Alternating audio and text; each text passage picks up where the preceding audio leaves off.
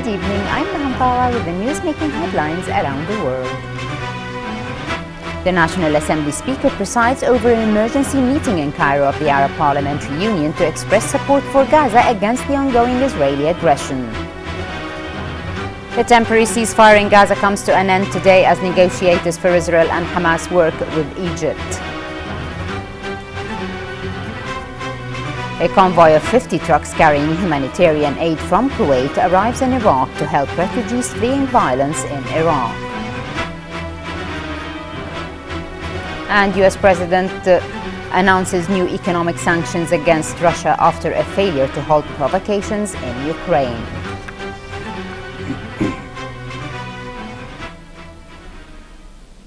In our first item, Bismillah ar-Rahman ar-Rahim, Chairman of the Arab Parliamentary Union, the National Assembly Speaker Marzouk Ali Al-Ghanem said in Cairo today that the Arab-Israeli conflict was and still is the most important factor in shaping up the present and future of this region. Addressing the opening session of the Arab Parliamentary Union at the Arab League headquarters in Cairo today, Mr. Al-Ghanem said the Palestine question was the core of the Arab official political statement in the last 70 years. He added that the Union insisted on holding this meeting in the wake of the Israeli aggression against Gaza Strip. Mr. Al-Ghanem said Kuwait hosted a few months ago the 20th Arab Parliamentary Union meeting to demonstrate support to the Palestine cause, while the new meeting was exclusively to reassert that support to Gaza and its people. He praised the steadfastness of the people of Gaza against the ongoing Israeli aggression, adding that the people of Gaza were resisting one of the strongest criminal and most vicious military force. The National Assembly Speaker said the Arab Parliamentary Union convened in response to the call by the Speaker of the Palestinian National Council, Salim Zanoun. Mr. Al-Ghanem said the only objective which the Arabs will not abandon as a priority is to bring about a comprehensive and just solution which guarantees rights of the Palestinian people in establishing an independent state with Jerusalem as its capital. He also thanked the Arab League Secretary General Dr. Nabil Al-Arabi for his quick response and preparedness to host this meeting at the Arab League headquarters. The National Assembly Speaker Marzouk Ali Al-Ghanem presided over the emergency meeting of the Arab Parliamentary Union to show support for Gaza Strip and its people against the ongoing Israeli aggression. Speaking on his arrival, Mr. Al-Ghanem said he would meet with the Egyptian President Abdel Fattah al-Sisi later today to convey to him the recommendations and views adopted by speakers of the Arab parliaments during today's meeting. His Excellency the Deputy Premier Minister of Interior and Acting Minister of Awqaf and Islamic Affairs, Sheikh Mohammed Al-Khalid Al-Hamad Al-Subah, decorated today with the rank of Major General the Director General of the Special Security Forces, Brigadier Ali Madi Faisal Fayrouz. The decoration ceremony was attended by the Interior Undersecretary Lieutenant General Sulaiman Fahd Al-Fahd. The Deputy Premier and Minister of Interior said that the promotion of Brigadier Ali Madi came in appreciation of his great efforts and distinguished contributions to the security of the country. He added that this promotion meant greater responsibilities and heavier burden, pointing out that the security men were always the loyal people who maintained security of this land and the great shield against all challenges and risks. The Interior Undersecretary said he was proud of this trust granted to Major General Ali Madi by the political leadership and thanked the Deputy Premier and Minister of Interior for the great attention he is giving to the security leadership. General Madi, for his part, thanked His Excellency the Deputy Premier, Minister of Interior and Acting Minister of Awqaf and Islamic Affairs for his promotion and pledged to remain alert in defending the security of the country. The decoration ceremony was attended by the Acting Director of Public Relations and Security Media, Brigadier Adil Ahmed Al-Hashash, and the Director or the Acting Director General of the Minister's Office, Brigadier Ali Al-Faris. Hamas said it would abide by a temporary ceasefire today, warning that if Israel broke the 5-hour truce, the resistance will respond. The ceasefire looked to be short-lived. However, after the Israeli army claimed that 3 mortars were fired into Israel from Gaza after it had restarted. According to officials, the cross-border fighting has so far killed more than 230 Palestinians and an Israeli.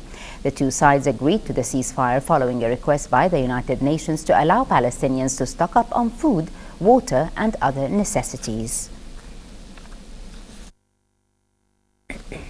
A convoy of 50 trucks loaded with relief aid arrived in Iraq today, a gift from Kuwait to the thousands of families forced out of their homes following attacks by militants on Iraq's second city of Mosul.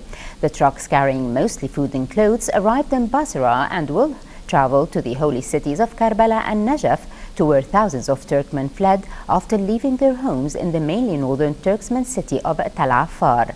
The aid is funded by the non-government organizations, the NGOs, with Kuwaiti businessmen sending the convoys filled with supplies, water, juice, biscuits, milk and all sorts of things, even clothes. Meanwhile, more than 1,500,000 people have fled their homes in Mosul to Arbil after being attacked on the 9th of June. Most of the displaced families are Turksmen from Tal Afar and Sinjar towns, and about 5,000 Turksmen have left Arbil city over the past 4 days, many traveling to Baghdad, Karbala and Najaf. At least 11 people were killed in Iraq today after 2 bomb attacks, one of which ripped through a sprawling Baghdad market. A police officer said a bomb hidden on a wooden cart exploded in the market, killing at least 4 people and wounding 12. Meanwhile, in the town of Taji, a suicide bomber rammed his car into a military checkpoint, killing 4 soldiers, 3 civilians and wounding 13. The city has seen several small-scale bombings in recent weeks, but it has so far been free of the large coordinated attacks that plagued it in the run-up to April elections. The U.S. government will consult with Congress to decide whether additional time was needed to complete nuclear talks between Iran and Western powers beyond the July 20 deadline. President Barack Obama said progress has been made in several areas. However, there are still some significant gaps between the international community and Iran. Obama added, "Our team will continue discussions with Iran as we determine whether additional time is necessary to extend our negotiations." Gunmen launched a pre-dawn attack on Kabul International Airport in the Afghan capital today, raining down rockets, setting off a gun battle with security forces and forcing the airport to close for hours. Afghan Army General Afzal Aman said the militants occupied 2 buildings which were under construction some 700 meters north of the facility and used them as a base to direct rockets and gunfire towards the airport and international jet fighters flying over Kabul. Afghan security forces soon surrounded the buildings and an intense gun battle followed. The Kabul police chief later said 4 of the attackers were killed and that the attack was halted without any civilian or police casualties. U.S. President Barack Obama announced yesterday further economic sanctions against Russia after a failure to halt provocations in Ukraine. European leaders have also ordered stepped-up economic sanctions against Russia. The increased economic pressure is designed to end the insurgency in eastern Ukraine that is widely believed to be backed by Russia. Obama said he preferred a diplomatic solution, but Russia had shown no commitment to ending the conflict. He also said the latest sanctions were designed to target Russian energy firms and financial institutions, as well as weapons manufacturers, while limiting the financial effects on U.S. companies and European allies.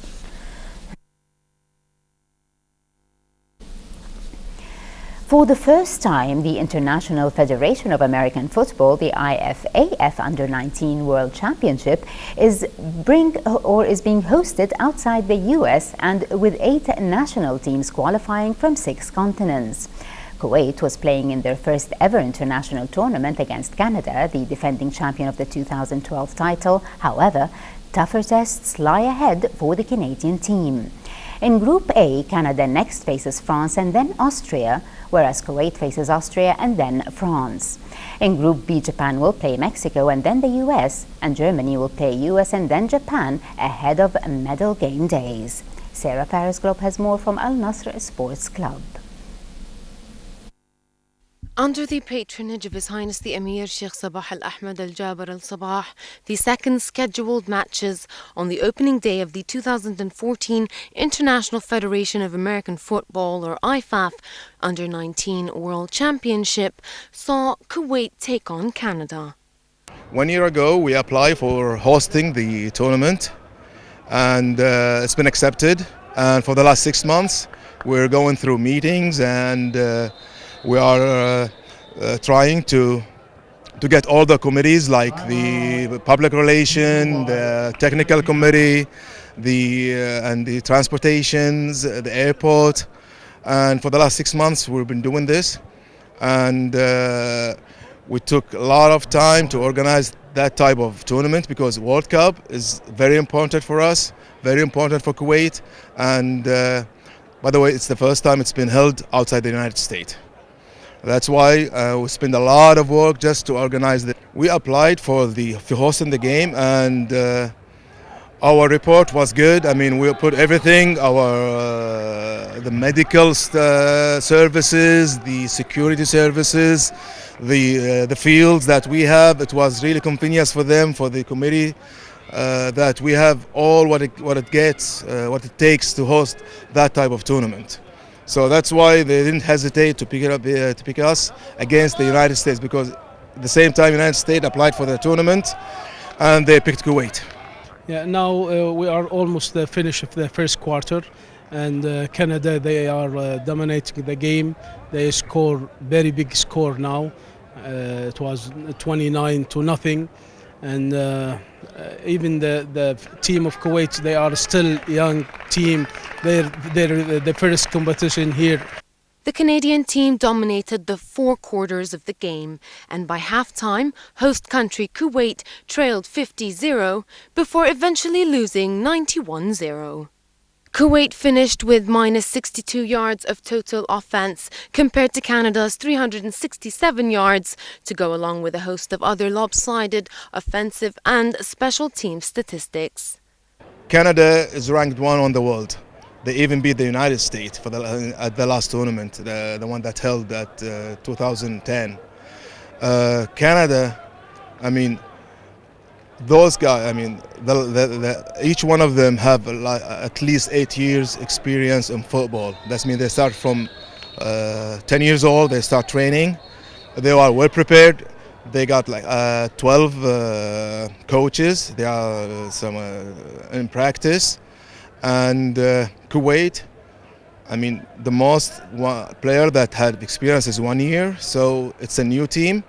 We know that's going to happen. I mean, the expectation was like, we're going to lose the game, yes, but the experience that we will get from this tournament will be good, because most of those players will be shifted to the first team, because they will be they're going to play for the next tournament that will be held.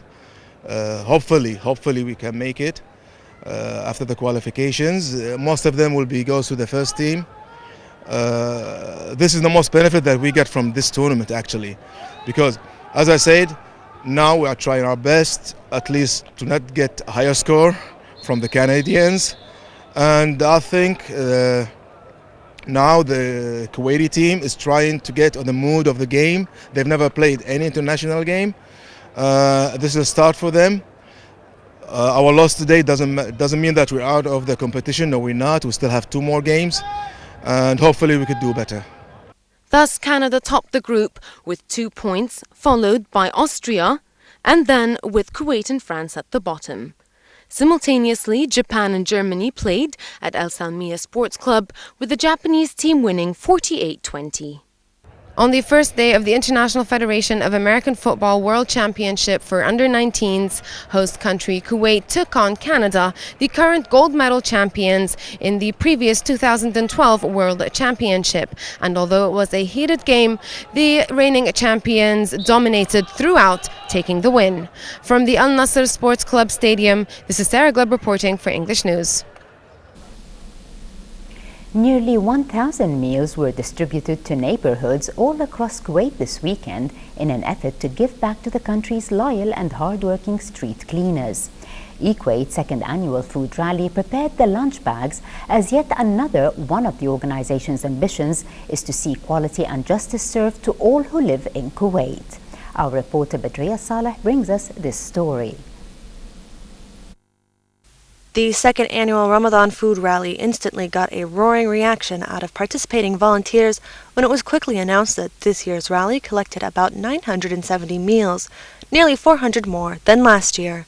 Right, basically we're bringing together as many volunteers as possible on a Saturday morning, which is a bit far-fetched in Ramadan time, and what we're planning to do is not the typical, food rally event where just a small group of people go to one area and give out food. No, we just want to get as many volunteers as possible so that we can cover as many areas in Kuwait as possible. Look for people who actually need, who are not as fortunate as some other people with their food and water and stuff like that. So we're looking to help out those people in need.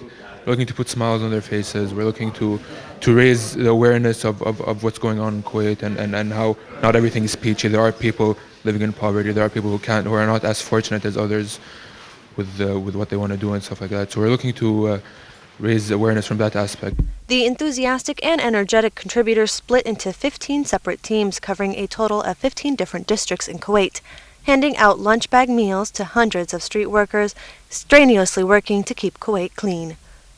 One participant alone brought in over 100 meals. Each bag was required to contain a sandwich, fruit, water, juice, dates, chips, something sweet, as well as a cheerful note for the workers. In this specific cause, our street cleaners, labor workers, garbage cleaners, they're part of a rich fabric. They're part of a fabric of our Kuwaiti culture. They are a big part of our population, and they are what makes Kuwait what it is today. So they are not to be ignored. And without them, then we don't know what we do.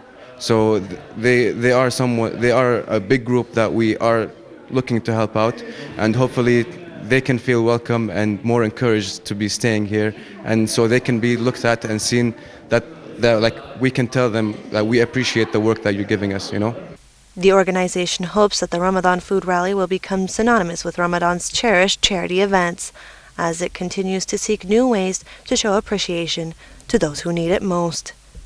At Spread the Passion headquarters in Qurtuba, I'm Badriel Saleh reporting for the English News. Kuwait International Airport received an Emirates Airline Airbus A380 flight, making it the second destination to accommodate the double-decker aircraft in the Middle East. Emirates will allow the plane to operate on the Dubai-Kuwait route 5 times a week. Hiba Abdurrahman was there and has this report.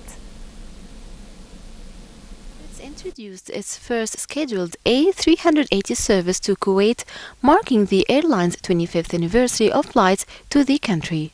Sheikh Majid Al Mulla, Emirates Divisional Senior Vice President, Commercial Operations Center, thanked Kuwait, the aviation authorities and Kuwait International Airport for their continued support over the past 25 years and for allowing them to bring the A380 into their country. I'll take this opportunity first to congratulate the Kuwait Airport International, and thanks the government of Kuwait, the civil aviation, the authority in Kuwait Airport. This is a big opportunity for us to bring the 380 to Kuwait. We are very excited about it. That shows that how important the market is for us. This is the 5th frequency from Dubai to Kuwait, and looking forward for more. As you know, the link between Dubai, United Arab in specific, and Kuwait is always important for everybody, and as an airline, it's add a value for that as well. Today we have celebrated the operation of the first scheduled flight of Emirates Airline by the Airbus A380 to Kuwait International Airport. This is a special occasion because this kind of aircraft needs special facilities and services, and surely we have completed our readiness to receive this aircraft because of its big capacity, which exceeds 500 passengers. So we are ready to serve this kind of aircraft, and this reflects the growth of air traffic between the State of Kuwait and the United Arab Emirates.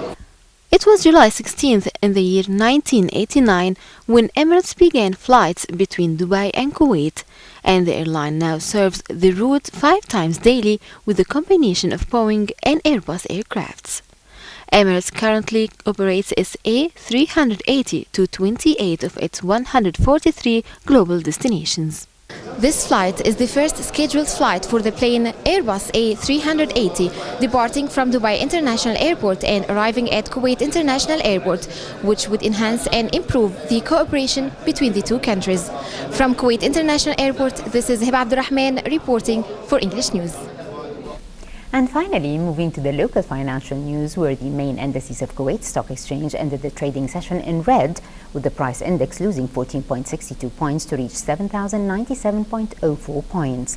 The KSX 15 index also shed 8.7 points and settled at the level of 1,164.14 points. Meanwhile, the number of trades amounted to 3,185 transactions worth more than 16 million Kuwaiti dinars, with around 173 million shares changing hands. For a chance to see our reports again, please visit our YouTube channel at MOI Kuwait News. Well, with that, we conclude our news bulletin. Thank you for joining us. Have a pleasant time. I'm Maham Pawa. Before we go, we remind you once again of our main top stories. Have a pleasant time and good night. The National Assembly Speaker presides over an emergency meeting in Cairo of the Arab Parliamentary Union to express support for Gaza against the ongoing Israeli aggression. A temporary ceasefire in Gaza comes to an end today as negotiators for Israel and Hamas work with Egypt. A convoy of 50 trucks carrying humanitarian aid from Kuwait arrives in Iraq to help refugees fleeing violence in Iraq. And US President announces new economic sanctions against Russia after a failure to halt provocations in Ukraine.